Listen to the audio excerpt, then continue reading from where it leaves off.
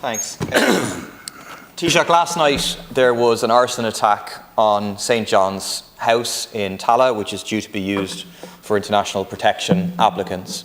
It's about the 30th arson attack over the past few years, and it fits the same pattern, the same far-right agitators coming in, spreading lies, spreading hate, spreading division, and then this sort of horrific attack happens.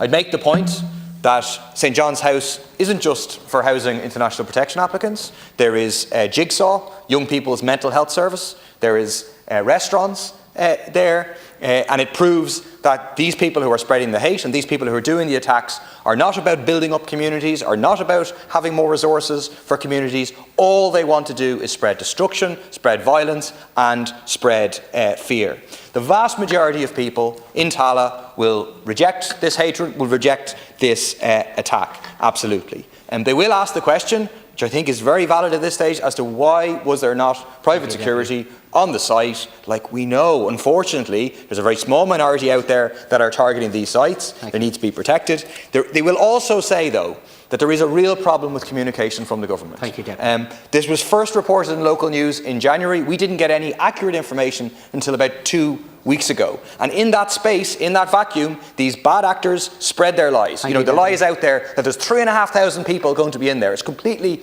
ridiculous. The accurate figures look like it's 2 phases. It'll end up as 350. Spreading the lie that these people are completely unvetted. Spreading the lie that these people bring criminality with them. Again, there's no basis in fact for that. But the accurate information needs to be given to communities in a timely manner. Otherwise, you give people this space. Deputy McBarry.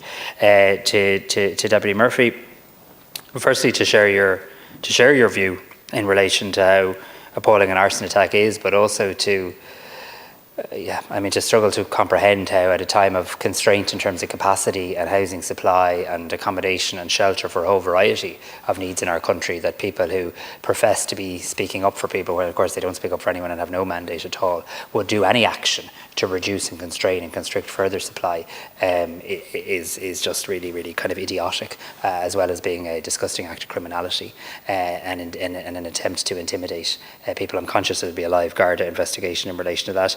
Look, I think the issue you raise around security is an important one.